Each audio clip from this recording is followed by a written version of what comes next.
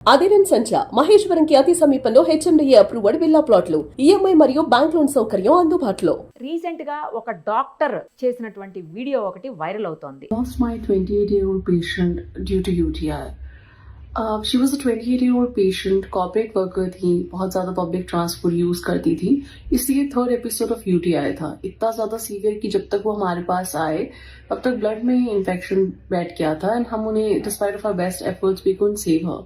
मैंने जब उनकी फैमिली से हिस्ट्री ली तो पता चला कि बहुत ज़्यादा वो अपना यूरिन होल्ड करती थी एंड पिछले कुछ टाइम से उन्हें प्रॉब्लम थी. అందులో ఆవిడ ఏం చెప్తున్నారంటే 28 ఇయర్స్ ఉన్నటువంటి ఒక లేడీ, ఆమె కార్పొరేట్ ఆఫీస్లో వర్క్ చేస్తారంట.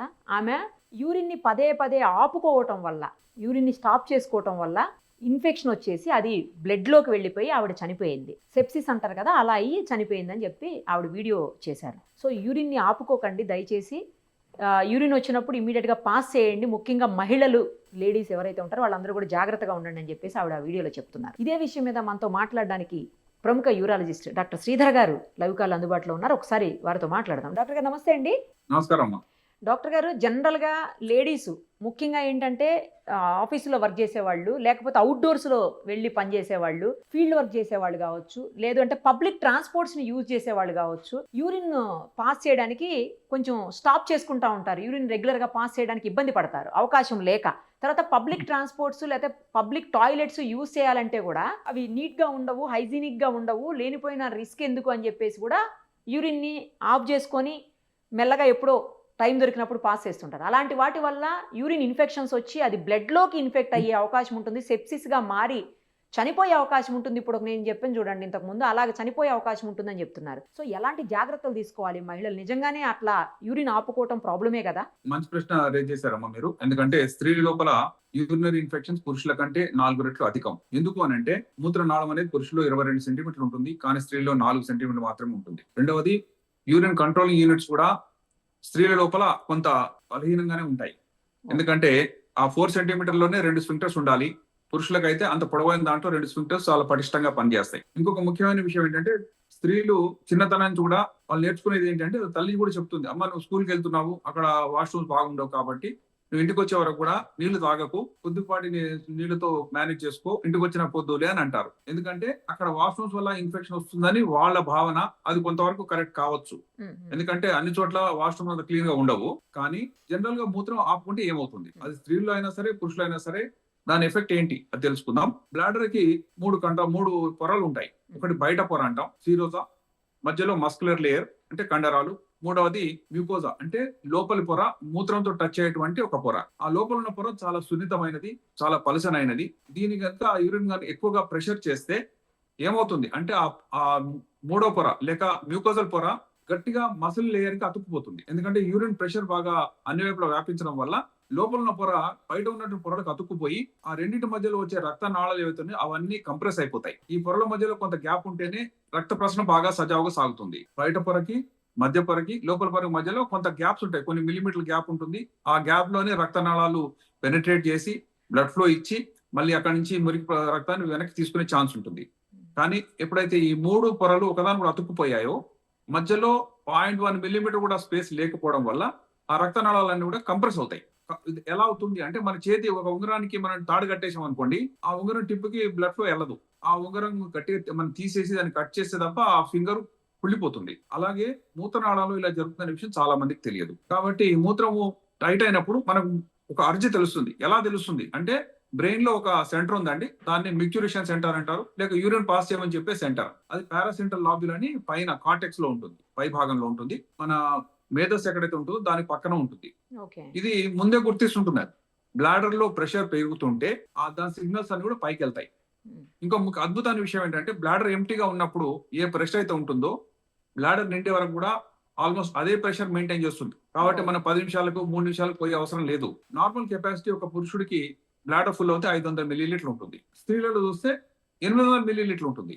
ఎక్కువ ఉంటుంది. ఎందుకు అలా? ఎందుకంటే అది ఒక లెర్న్డ్ బిహేవియర్ లేక అక్వైర్డ్ బిహేవియర్. మనం రోజువారీగా కొంత ఆపుకుంటూ ఉంటే ఆ ఆపుకోవడానికి కండరాలు సాగిపోతాయి. సాగిన తర్వాత కెపాసిటీ పెరుగుతుంది.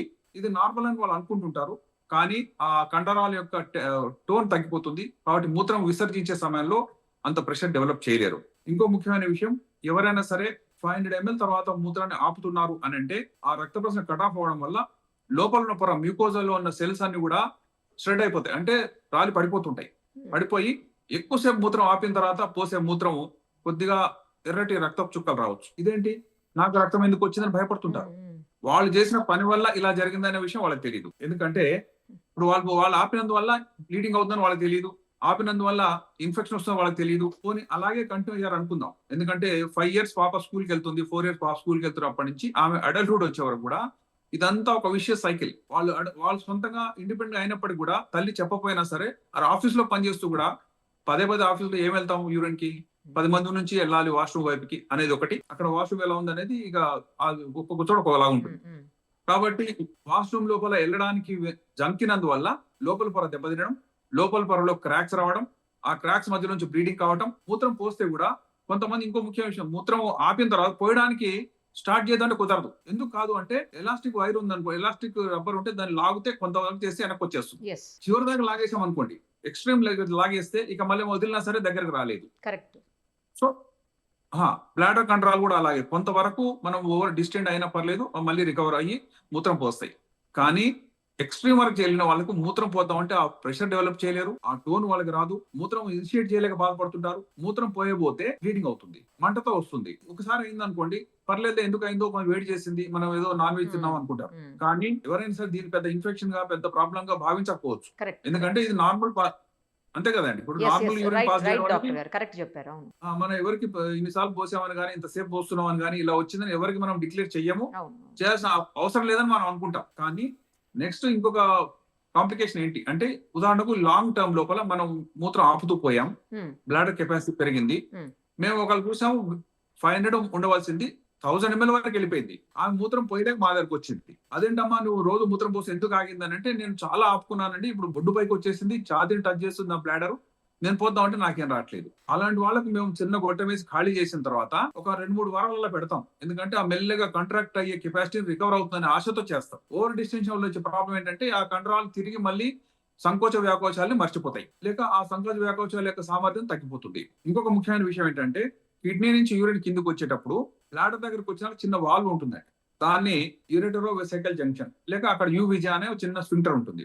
దాని పని ఏంటంటే, కిడ్నీ నుంచి మూత్రం కిందికి వస్తే బ్లాడర్ లో పడాలి. బ్లాడర్ నిండిన తర్వాత మనం మూత్రం పోయబోతే రివర్స్ వెళ్ళకూడదు.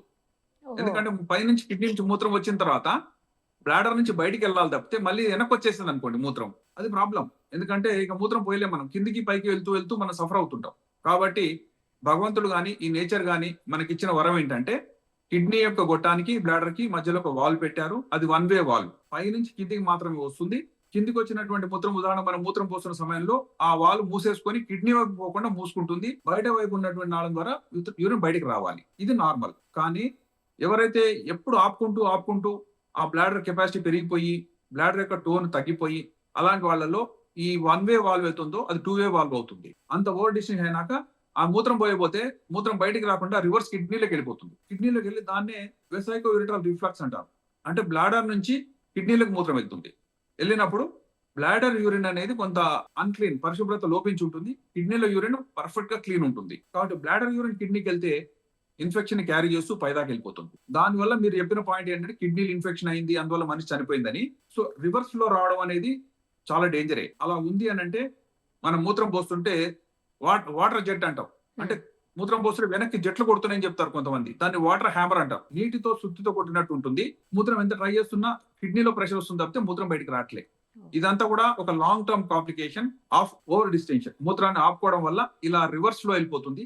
రివర్స్ వెళ్ళినాక మెల్లగా కిడ్నీలు దెబ్బతినడం మొదలవుతాయి. కిడ్నీ ఫంక్షన్ కొన్ని నెలల్లో కొన్ని సంవత్సరాలు 0 అయిపోవచ్చు, ఎందుకంటే రివర్స్ పోతుంది. ఎవరైనా సరే ఈ దశలో మా దగ్గరకు వచ్చి రివర్స్ వెళ్తుంది అనే దశలో మాకు కనబడితే వెంటనే వాళ్ళకు ఆ వాల్వ్ రిపేర్ చేసే సర్జరీ చెప్తాం. అది ఎండోస్కోపీ కావచ్చు, ఓపెన్ సర్జరీ కావచ్చు. ఇలా రివర్స్ లో స్టార్ట్ అయిందంటే ఆ వ్యక్తి యొక్క కిడ్నీస్ అపాయంలో ఉన్నట్టే, జీవితం కూడా అపాయంలో ఉన్నట్టే. కాబట్టి ఆ రివర్స్ ఫ్లో అనేది తొలి దశలో చూసినా సరే ఇనిషియల్ గా కొన్ని ఏమన్నా బ్లాడర్ ట్రైనింగ్ టెక్నిక్స్ చెప్తాం. అది కనుక రికవర్ కాకపోతే ఆ వాల్వ్ ని టైట్ చేసేటువంటి చిన్న టెఫ్లాన్ ఇంజెక్షన్స్ ఉంటాయి, అవి ఇచ్చి కొంచెం టైట్ చేసే ట్రై చేస్తాం. అలా కుదరని పక్షంలో దానికి ఎండోస్కోపిక్ సర్జరీస్ వచ్చినాయి, లాప్రోస్కోపిక్ సర్జరీస్ వచ్చినాయి, రోబోటిక్ సర్జరీ వచ్చింది. ఇవన్నీ లేని చోట ఓపెన్ సర్జరీ కూడా ఉంది. సో ఇలా ఆ వాల్వ్ ని మళ్ళీ రిస్టోర్ చేయాలి. చేయని పక్షంలో బ్లాడర్ యూరిన్ పైకి వెళ్తుంది. Which is not good. Bladder లో ఉన్న యూరిన్ మనకేం ఇన్ఫెక్షన్ చేయదండి, కానీ బ్లాడర్ యూరిన్ కిడ్నీకి వెళ్తే మాత్రం ఇన్ఫెక్షన్ అవుతుంది. ఈ పాయింట్ గమనించండి. యా కాబట్టి ఎవరైనా మూత్రంలో మంట వచ్చినా, మూత్రంలో బ్లీడింగ్ అయినా, మూత్రం పోయబోతే సరిగా కాంట్రాక్షన్ డెవలప్ చేయలేకపోయినా అర్జెంట్ గా మాత్రం రావాలి, ఎందుకంటే అది తొలి దశ. అలా కాని పక్షంలో అడ్వాన్స్ స్టేజ్ లో అయితే సర్జరీసే ఉంటాయి. ఒకవేళ కిడ్నీ ఫెయిల్ అయిన వచ్చిన తర్వాత ఆ కిడ్నీ ఫెయిల్యూర్ ట్రీట్మెంట్ ఇస్తాను తప్పితే ఈ వాల్వ్ రిపేర్ చేసినా పెద్ద లాభం జరగకపోవచ్చు. అలాంటి వాళ్ళకి మేము డయాలిసిస్ చేయటం, వాళ్ళకి ట్రాన్స్ప్లాంట్ చేయటం, ఆ ట్రాన్స్ప్లాంట్ చేసినప్పుడు మళ్ళీ కొత్త కిడ్నీ కానీ దెబ్బ తగ్గుతుంది, ఆ స్ఫింక్టర్ మాత్రం అప్పుడు రిపేర్ చేసుకుంటాం. కాబట్టి గుర్తుంచుకోవాల్సింది ఏంటంటే ఇవన్నీ స్వయంకృత అపరాధాలే. మనకు తెలియనటువంటి కొన్ని చిన్న మూఢనమ్మకాల వల్ల కానీ, మనకు అసౌకర్యం అనుకున్న చిన్న చిన్న హ్యాబిట్స్ వల్ల కానీ స్లోగా కిడ్నీ ఫెయిల్యూర్ కి దారితీస్తుంది అనే విషయం ప్రతి ఒక్కరు గుర్తుంచుకోవాలి. అంతేగాని మూత్రం ఆపడం వల్ల సడన్ గా మనిషి చనిపోవడం అనేది జనరల్ గా జరగదండి. అంటే సార్ జనరల్ గా ఇది జరగదు. ఇన్ఫెక్షన్ అయ్యి సెప్సిస్ అయింది అంటున్నారు సార్, అది ఎలా జరిగి ఉండొచ్చు? ఇన్ఫెక్షన్ అయ్యి బ్లాడర్ లో ఉన్న యూరిన్ కిడ్నీకి వెళ్తే దాన్ని సెప్సిస్ అంటాం. రివర్స్ వెళ్ళిందంటే అది సెప్సిసే, కిడ్నీలో చీమ్ పడుతుంది. ఆ bladder urine is not very clean, still అది మనకేం ఇబ్బంది కలిగించదు. కానీ బ్లాడర్ యూరిన్ కిడ్నీలోకి వెళ్తే మాత్రం ఇట్ ఈస్ సెప్సిస్. ఎందుకంటే ఆ భాగానికి ఇది అన్క్లీన్, ఇందులో కొన్ని బ్యాక్టీరియా ఉన్నా సరే మనం తట్టుకునే ఇమ్యూనిటీ బ్లాడర్కు ఉంది, కానీ కిడ్నీకి లేదు. కిడ్నీ అక్కడ ఫిల్టర్ చేస్తూ అత్యంత క్లీన్ అట్మాస్ఫియర్ లో పనిచేసుకుంటుంది. దానిలో కనుక మనం కొంత మురికి రుద్దామనుకోండి, అది ఇన్ఫెక్ట్ అయ్యి అది ఫెయిల్యూర్ కి దారితీస్తుంది. అందుకే మేము చెప్పేది, రివర్స్ ఫ్లో వచ్చినటువంటి వాళ్ళు మూత్రం పోసేటప్పుడు వీపులో నొప్పి వచ్చింది అనుకోండి, వీపులో జెట్స్ పరిగెత్తినట్టుగా అనిపించింది అనుకోండి, కొంతమంది వెనక్కి తిరిగి చూస్తారు పాకెట్ లో ఏమన్నా పడిపోయిందా అని. అలాంటి ఫీలింగ్ వస్తుంది. మనం మూత్రం పోస్తే వెనక ఏదో పడిపోయింది అన్నట్టు గానీ, వీపు దగ్గర గుద్దుతున్నట్టు గానీ అనిపిస్తే అది చాలా సీరియస్ కాంప్లికేషన్, అర్జెంట్ గా మదర్ రావాలి.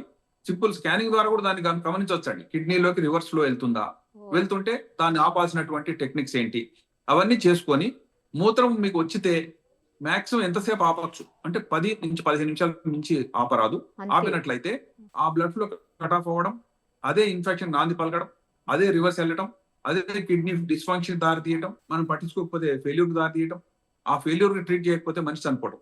ఇవి స్టెప్ బై స్టెప్ మనిషిని కృంగతీసేటువంటి సింపుల్ అంశాలే. అందుకే పురుషులైనా స్త్రీలైనా సరే వాష్రూమ్ ఎట్లా ఉంది దానికంటే కూడా మనం ఎంతసేపు ఆపాము, ఇక ఆపలేని పరిస్థితిలో ఉంటే ఏదో చేయకపోతే ఆ ఇన్ఫెక్షన్స్ ఎక్కువగా వస్తున్నాయి. అబ్బాయిలు చూడండి, ఎక్కడైనా చెట్ల కింద పోసేస్తుంటారు, వాళ్ళు ఏమి సిగ్గుపడరు.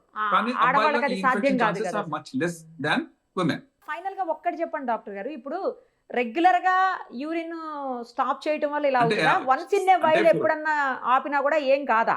వన్స్ ఇన్ ఏ వైల్ పర్లేదండి. ఇదంతా కూడా రెగ్యులర్ గా కొన్ని సంవత్సరాలుగా చేస్తే వచ్చే కాంప్లికేషన్స్. ఏదైనా సరే బస్సులో ప్రయాణిస్తున్నాము, మనకి వాష్రూమ్ లేదంటే మనం ఏం చేస్తాం, డ్రైవర్ ని అడుగుతాం, ఏదో రిక్వెస్ట్ చేసుకుంటాం, అట్లా పర్లేదు. కానీ పొద్దున సాయంత్రం రాత్రి ఇదే పని చేసాం అనుకోండి, తప్పకుండా కాంప్లికేషన్స్ వస్తాయి. ఇది గుర్తుంచుకుంటే ఇది సింపుల్. మనం మూత్రం పోయడం అనేది పెద్ద ఖర్చుతో విషయం కాదండి. మూత్రం పోయాలి, పోస్తే మన కిడ్నీస్ రక్షించుకుంటాం అంతే. అది ఆ పండు గుర్తుపెట్టుకుంటే ఎవరైనా సరే లైఫ్ లాంగ్ ఆ కిడ్నీస్ ఫెయిల్ కాకుండా, బ్లాడర్ లో ఇన్ఫెక్షన్ కాకుండా కాపాడుకునే ఛాన్సెస్ మాత్రం పుష్కలంగా ఉంటాయి. చాలా మంచి విషయాలు చెప్పారు డాక్టర్ గారు, ఎలాంటి జాగ్రత్తలు తీసుకోవాలి అనేది క్లియర్ గా చెప్పారు. Thank you so much. మరిన్ని అప్డేట్స్ కోసం Nirupama Suman TV Insta page ని ఫాలో చేయండి. సుమన్ టీవీలో మీ పర్సనల్ అండ్ బిజినెస్ ప్రమోషన్స్ కోసం కింది నెంబర్ కి కాంటాక్ట్ చేయండి.